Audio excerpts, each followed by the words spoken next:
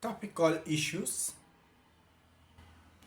and today I'm going to talk about female circumcision, but many people call it female genital mutilation. I had some people talk about it last week on TV, uh, and so I have to get to the nitty gritty about the subject because we talk about it and we are afraid to talk about it. As a teacher, when I was still in the field teaching, I got opportunities to go and learn on how to talk to children and to adults alike about sexual health. And one time I got an opportunity when there was a training to talk about female circumcision, in brackets, female genital mutilation. It's a topic we talk about with a lot of shyness because in the African tradition, it was not common for us to talk even about male circumcision. In the open door, the boys would walk out naked going to be circumcised, but it was not a time to discuss after the ceremony. In Kenya, most of the tribes, most of the communities practice male circumcision.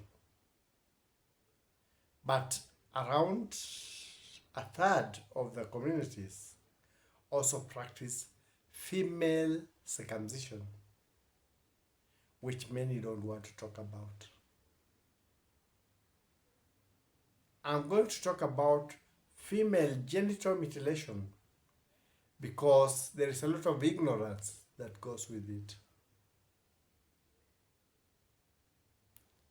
I'll start with its history. Female genital mutilation originated in ancient Egypt, historically. And it was done because that time there were people who ruled in different classes. There were the pharaohs, those who were the god kings, and there were the priests and those who served in the high caliber in the government of that time. And they wanted to have a chaste wife. That was one. So some severe kind of genital mutilation was performed so that the girl would not be able to engage with any male member, be it a child, be it a boy, be it that time. But also, in that ancient culture, it was thought that due to polygamy,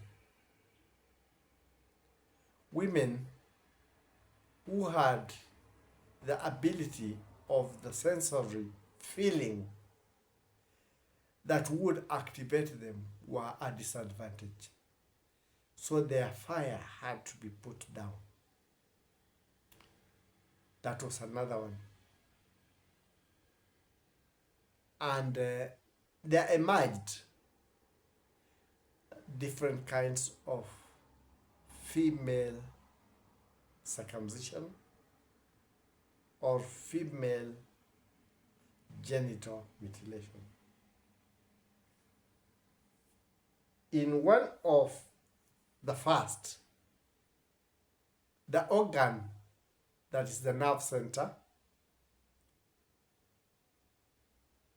the most sensitive organ within the female organ, was cut halfway.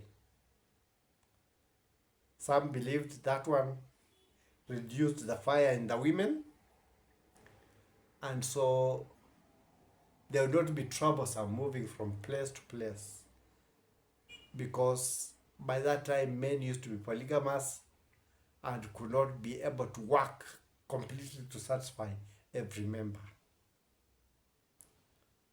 So the pleasure part was put out, and the multiplication part took an override over the pleasure part. And others went further. They simply got rid of the pleasure part, organ, sensitive organ, within the female organ, at the hood, and thought that that would stop them from being overactive. That was the second time. A third time, got rid of the whole sensory organ and the inner part that are lip-like. And the fourth one got rid of all the sensitive part, the inner part that are lip-like, and the outer part that are lip-like, and people were sued, leaving just a small opening for menstrual cycle and urination.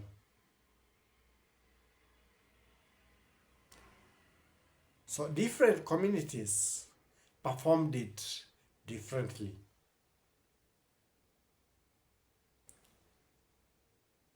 When the Roman Empire rose, they found it necessary to stop males and females engaging, especially where a slave owner did not want them to waste time working, or did not want the female to be pregnant, so that they become inactive during those working days or months. So they took to this kind of operation as an obstruction to that performance.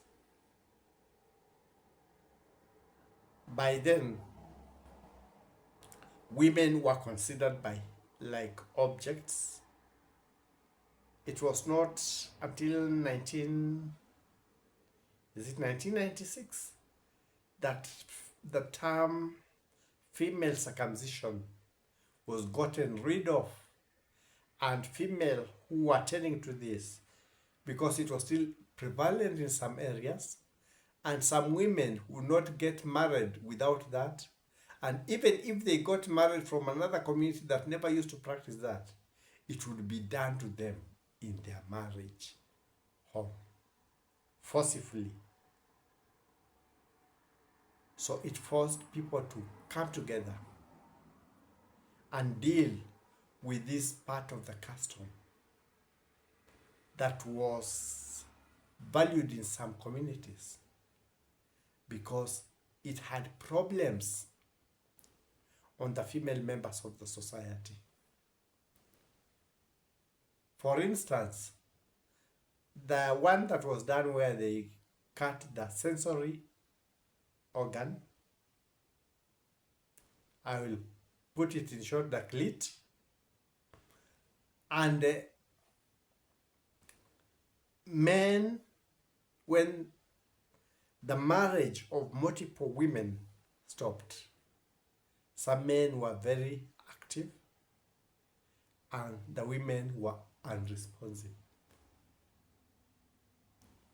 because their sensory ability had been interfered with. That one will only affect in that area. But now, to the more advanced one, where the sensory organ, the clit, and part of the inner, they call them lips, had been cut. It became scar-like, the healing. And then women would have a lot of pain, a lot of bleeding, a lot of uncomfort, discomfort during the normal marital engagement. It became a problem to them. It was a painful experience, an experience they did not want. Then there were those who had all that cut, and the scarring was serious, and they lost the senses for the activity either totally, or it was an irritation to them. To those who had been sued because there was no operation to open and the places scar, and when you sew skin together with injury, it comes together. The healing causes it, most of the part, to almost fuse. Then it was a painful experience with a lot of bleeding, and they had a hard time during childbirth because the expansion in the area which is supposed to expand and let out the baby would not happen. So sometimes they would tear wrongly, and if it was not done by cesarean, then others lost their lives. Others ended up having fistula. But it was so prized by the communities that they did not want to stop it. So the government had to step in to get rid of the custom that many of the communities valued but was harmful to the female member of the society, because it resulted to fistulas. Some girls died of bleeding. There was a time when a Kenyan member of parliament, was giving a story about her experience when she was young, because in their community they used to do that. And it was performed on her traditionally when the father was not there, because the father had talked against that, but the community valued it. So some people took advantage when the father had gone to work, and because in the community many people would do something, they did that, and she bled profusely, and the father had to be called. Fortunately, the father during those days, a policeman were able to get access to the vehicle. She was rushed to hospital, which saved her life. Many female members of the Kenyan community would not be able to come out and talk. But because she wanted to remedy that situation for the Kenyans and for people who have undergone that, somebody who has had an experience can tell it better. And she told it, how her guardian angel in the form of the father came and rushed her to hospital, and she was attended to. And she grew up to be a senior person in the government. So, why am I talking about this? I'm talking about the nitty-gritties because people do not know the seriousness of this thing. Some people still hide their children and take them to those circumcisions. For the female members of society, it's not a necessary operation. That time, it was because of the custom norms, but now that things have changed, let's change with the time. Let's not mutilate the women. in the name of upgrading them in the community. They are better upgraded the way they are because that is the way God created them to be. That is how they can function well. And that's how they can avoid having complications in their parental health lives and consummating marriage with the ability that God gave them and their noble functioning abilities. I know I have been able to enter places that people would not have been able to talk. In the psychic world, those surrounding me, because they read my brain when I was talking of female circumcision, they were telling me, dare. Men here are not supposed to talk about that. Men everywhere are not supposed to talk about that. No, I was taught that to teach as a man. We were with females who learned, and there were females who were taught also to talk, to encourage boys on male circumcision because it has got its health practices, but they were taught to ask them to go to people who know how it's done or go to the health clinics if they are not sure. So as a layman, I talk about it, but somebody who was taught to talk about it. It has got many disadvantages, even psychologically, in women. It's a practice that covers most of Africa, parts of Asia, and to those who have migrated to other places, continents like Europe and the Americas and Australia, mostly people of African origin who moved to those places and still have ties with their tradition, still carry in people who perform the operations, or sometimes take them to hospitals where doctors from their own communities, ancestral communities, do that, but it does not add any value to women. In fact, it degrades them and gives them problem in their marital activities in life. So it was being talked about recently, and I also decided to talk about it. And in many customs, when a girl had undergone that, she was considered to be a grown-up, so she would be married. You know, by then girls used to get married early. Now,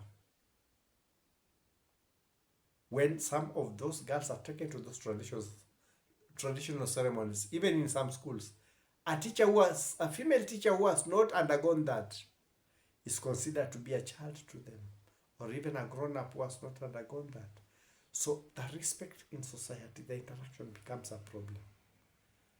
And they are told because they have become sexually mature by undergoing the operation, they can be able to engage with the men. So sometimes it gives problems. And in some communities, you've had when they are circumcised, they are married off to anybody who will bring dowry. So the government has been campaigning to get rid of that. And tonight I've talked about it. Hope I've not been too open to offend, and I've not been too secretive not to give the information. That's my talk for now. That's my talk for now. That's my take for now. Those who have ears, hear. It's important to be knowledgeable so that you know what they're talking about when they talk about female circumcision or female organ mutilation. That's my take.